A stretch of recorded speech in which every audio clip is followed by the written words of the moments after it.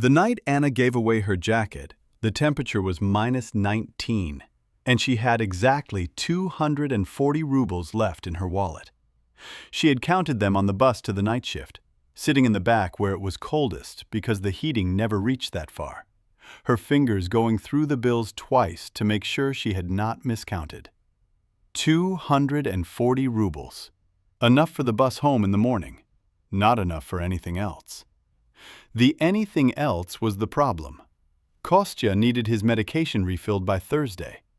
The pharmacy had told her 2 weeks ago that the new prescription would cost 4,000, which was the kind of number that she had written down on a piece of paper, and then folded the paper very small and put it in the back of her wallet behind the bus card, as if making it smaller physically would make it smaller in reality.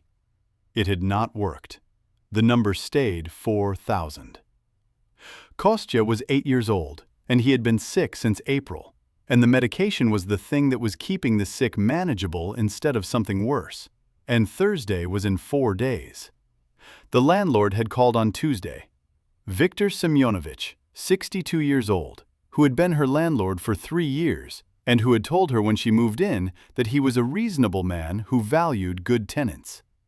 He had sold the apartment, he said. The new owner wanted it empty by the 1st of the month. She had 11 days.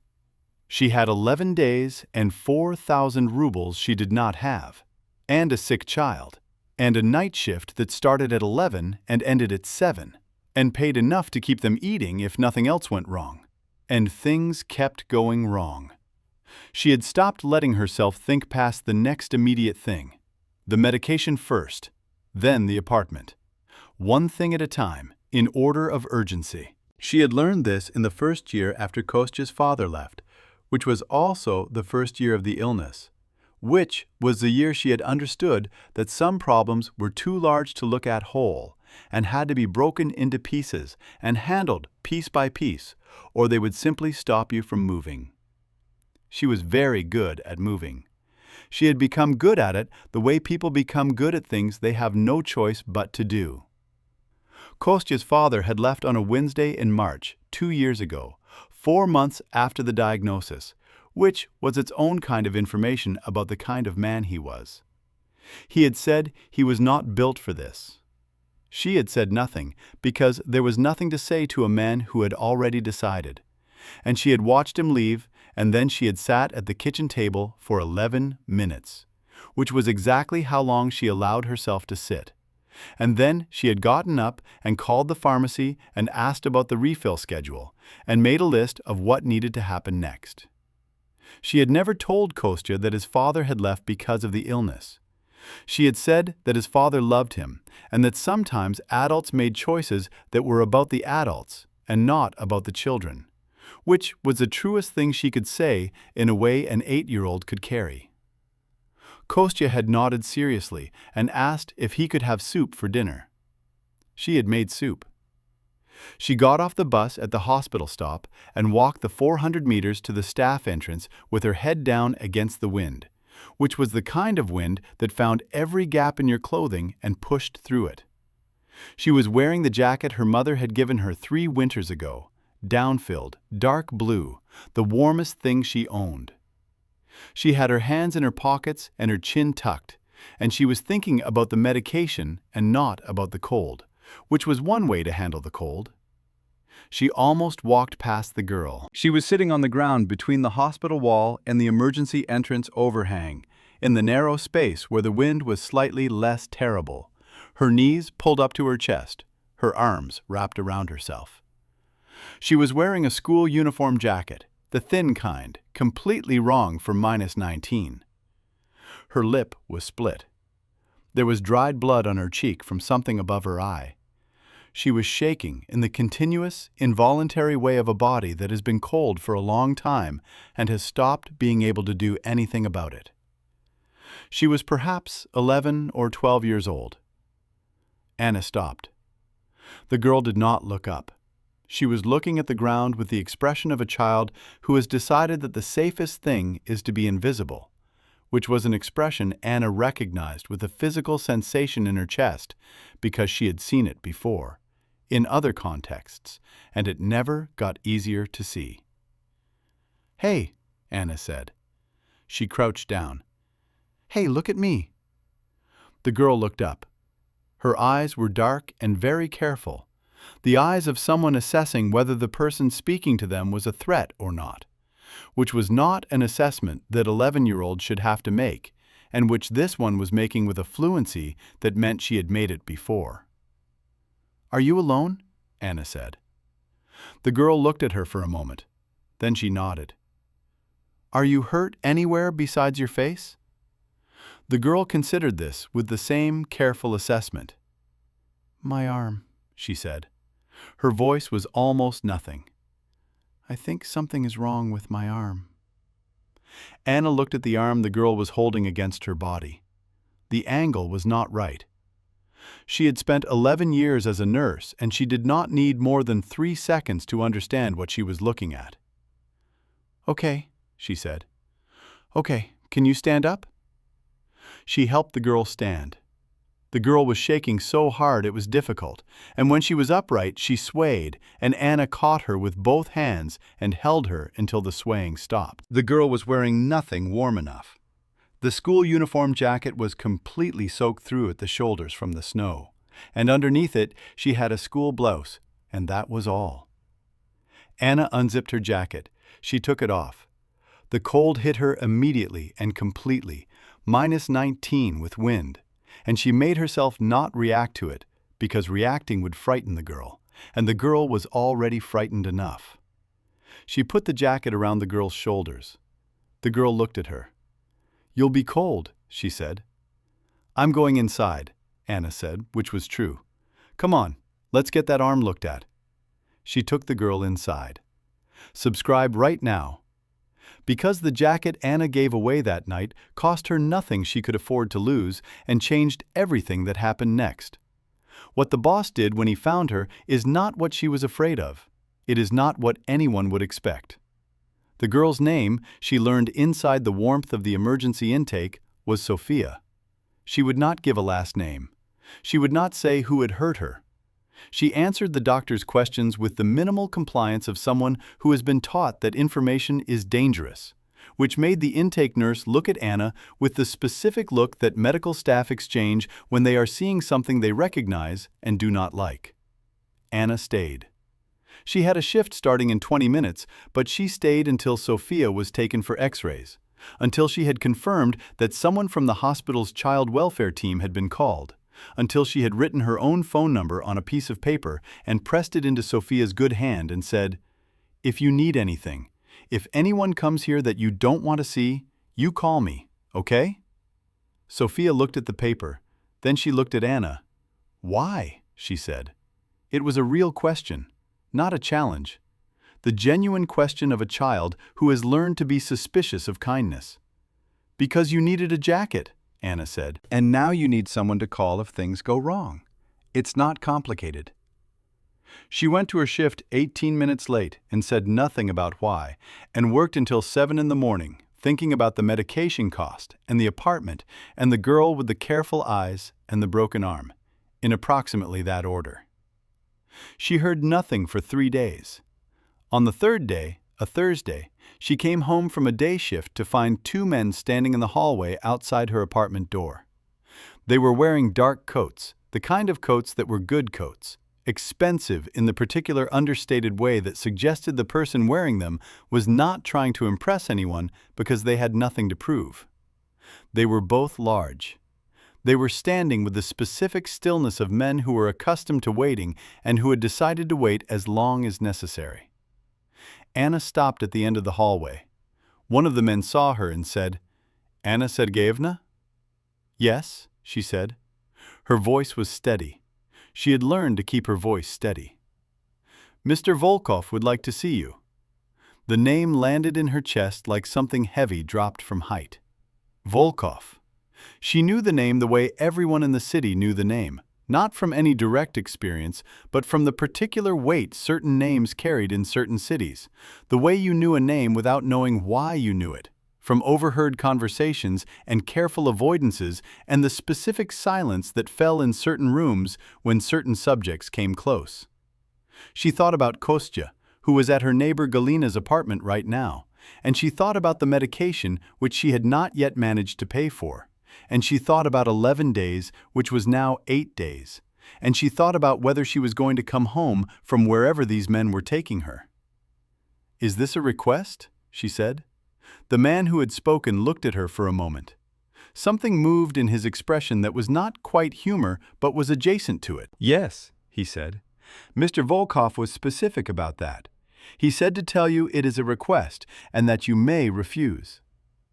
She stood in the hallway and looked at the two men and thought about what refusing would mean and what going would mean and what the difference was in practical terms. She thought about Sophia in the hospital with her careful eyes and her broken arm. She thought about what it meant that a man like Volkov had sent people with good coats who said the word request and who said she could refuse. She thought that a man who wanted to hurt her would not have sent people who offered the option of refusal. She thought that she could be wrong about this. She thought that she was probably not wrong. "Let me leave a note for my neighbor," she said. She left a note for Galina. She wrote that she had gone out, that she would be back, that if she was not back by 10, Galina should call the number she left at the bottom. She folded the note and put it under Galina's door and went back to the hallway where the two men were still waiting with their particular patience. "All right," she said. The car was black and warm and very quiet.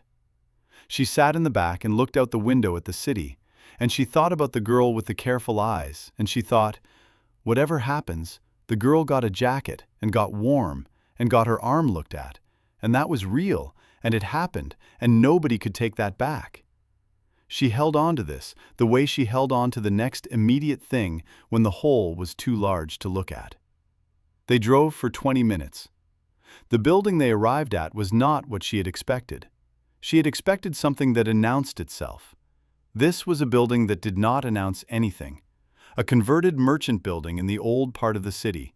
The kind of building that had been built to last and had lasted, with thick walls and high ceilings and a door that opened before the men with her reached it.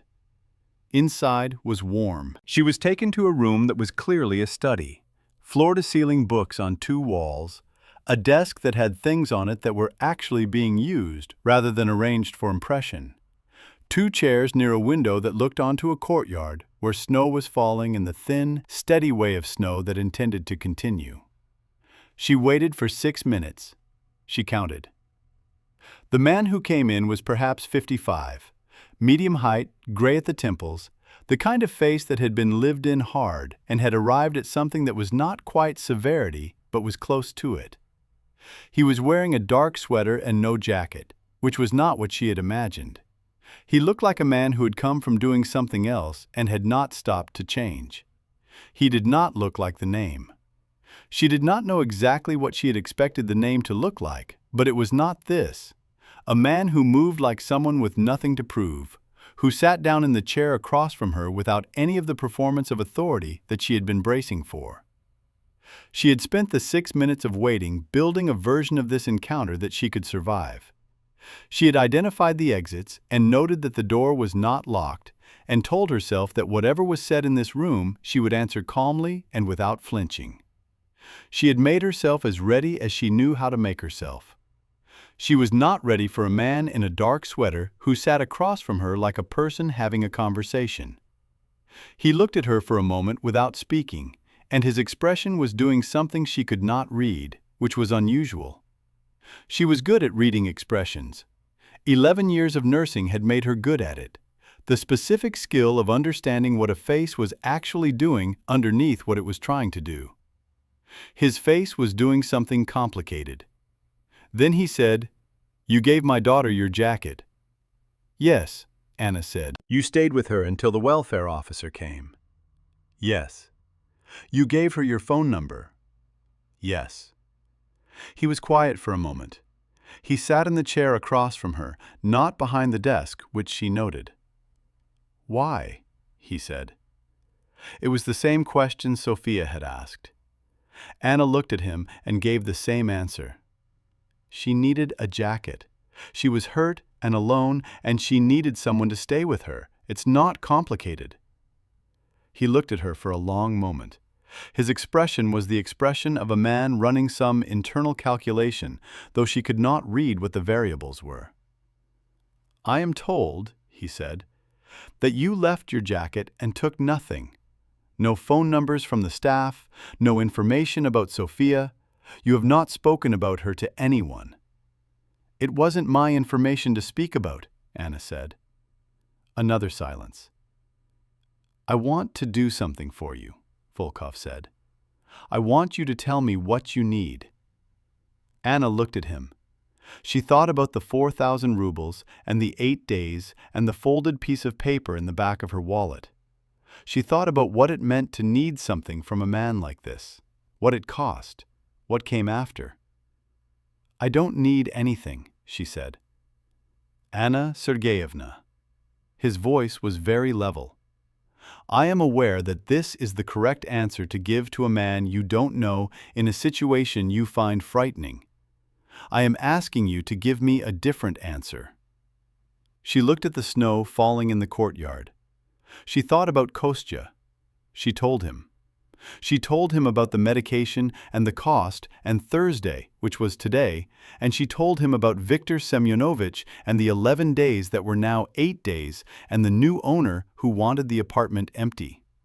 She told it the way she told doctors about patients, in order, with the relevant details and without the emotional freight, because the emotional freight was hers and she had learned not to put it down in rooms where she did not know if she could pick it back up. When she finished, Volkov was quiet for a moment. "That's all?" he said. "That's everything," she said. He nodded slowly. He looked at the snow. Then he looked at her with an expression that she could not fully read, but that had something in it she had not expected, which was a kind of anger, not directed at her, but at something adjacent to her situation. The specific anger of a person who has encountered an injustice and found it intolerable. "My daughter," he said, "is alive and has her arm in a cast and is at home and is safe. She has been found by the people who hurt her. Those people will not be found in return." He paused. "Sophia told me about you. She said you took off your jacket without hesitating. She said you didn't ask her any questions she didn't want to answer. She said when you gave her your phone number, you told her it wasn't complicated." He paused again. "She has not said that about many people." Anna said nothing. "Viktor Semyonovich," Volkov said, "has owed me a significant sum of money for 4 years. He has been creative about not repaying it. I have been patient because patience is sometimes useful." He stood up. "I will no longer be patient. The apartment is yours for as long as you want it. He will not trouble you again." Anna looked at him. "The medication," he said, "will be at your pharmacy this afternoon. Whatever Kostya needs, for as long as he needs it." He looked at her directly. "I am not doing this as a transaction. I am not purchasing anything from you, and I do not expect anything in return. I am doing it because my daughter is alive and has her arm in a cast and is at home and is safe, and the person who made that possible is sitting across from me and cannot pay for her child's medication. This is not a situation I am willing to leave unchanged." Anna felt something happen in her throat that she controlled immediately, the specific tightening that came before tears, which she did not allow. She had not allowed it in the year of the illness, or the year of the leaving, or the year of both at once, and she did not allow it now. "You don't know me," she said. "You don't know that I'm a good person. You know I gave a jacket to a girl on the cold. That could have been anyone." "It wasn't anyone," Volkov said. "It was you. And Sophia is a good judge. She has had reason to become one." He looked at his hands for a moment. "There is one more thing. The man who hurt my daughter. He was brought to me last night. He said things in the process of being brought to me. One of the things he said was the name of your landlord." He looked at her. "Viktor Semyonovich is not only your landlord. He is connected to the people who hurt Sophia. He used the apartment building to facilitate certain things. This is why he was selling quickly." Anna stared at him. He has been dealt with, Volkov said. Formally, in a way that will be visible. He will not be a landlord or much else for some time. The next morning, Anna went to the pharmacy before her shift. She had not slept well. She had lain awake in the apartment that was hers, apparently, for as long as she wanted it. And she had thought about the man in the dark sweater and what he had said, and what it meant to have a problem solved by someone who solved problems in the way he solved them. She had thought about whether she should feel frightened or grateful or something else entirely. And she had decided that the most honest answer was that she felt all three simultaneously, and that this was probably the correct response to an unusual situation. She had also thought about Kostya, who had slept through the whole of the previous day with his fever slightly better, and who had asked that morning over breakfast whether she had sorted out the thing about the apartment, which was how he referred to it because she had explained it to him as a thing that needed sorting and not as a catastrophe, which was the way she explained most things to him. She had told him yes, the apartment was sorted. He had nodded and asked for more porridge. She had made more porridge. The prescription was at the pharmacy, paid in full, refill standing for 12 months. The pharmacist, a woman named Irina, who had known Anna for 2 years, looked at the account and looked at Anna with an expression of complete bewilderment and said, "Who did this?" "Someone who owed a debt," Anna said, which was the truest thing she could say. Viktor Semyonovich was arrested 4 days later. The charges were detailed and serious, and the coverage in the local news included his name and photograph and the specific nature of what he had used the apartment building to facilitate. Anna read the article at her kitchen table with her coffee going cold and felt something that was not satisfaction exactly, but was in the same neighborhood. The feeling of a stone that has been sitting on your chest for a long time being lifted off, sudden and complete. She did not hear from Volkov again for 3 weeks. Then Sophia called. "My father wants to know if your son is better," she said. Her voice was different from the voice in the hospital, less careful, less minimal. She sounded like a 12-year-old, which was what she was. "He's better," Anna said. "The medication is helping." "Good," Sophia said. Then, after a pause, "I still have your jacket. My father said I should ask if you want it back." Anna thought about the jacket. The dark blue down jacket her mother had given her 3 winters ago, the warmest thing she owned. She thought about it around Sophia's shoulders in the -19 cold. "Keep it," Anna said. "It fits you better anyway." Sophia was quiet for a moment. "Thank you," she said, "for everything, not just the jacket." "It wasn't complicated," Anna said.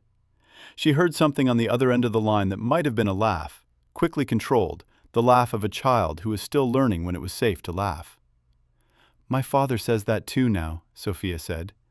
"When someone asks why he helped you, he says, 'It wasn't complicated.'" Anna sat at her kitchen table with the warm coffee going cold again and the medication on the shelf and the apartment that was hers and her son sleeping in the next room with the specific deep sleep of a child whose fever has broken. And she thought about a piece of paper folded very small in the back of a wallet and a number 4,000 that had seemed like a wall, and the -19 and the girl between the wall and the overhang with her knees to her chest. She had stopped to help because the girl needed a jacket. That was the whole of it. That was all she had done. It turned out that was enough. It turned out that was everything. If this story stayed with you, subscribe and tell me in the comments, have you ever helped someone without expecting anything back?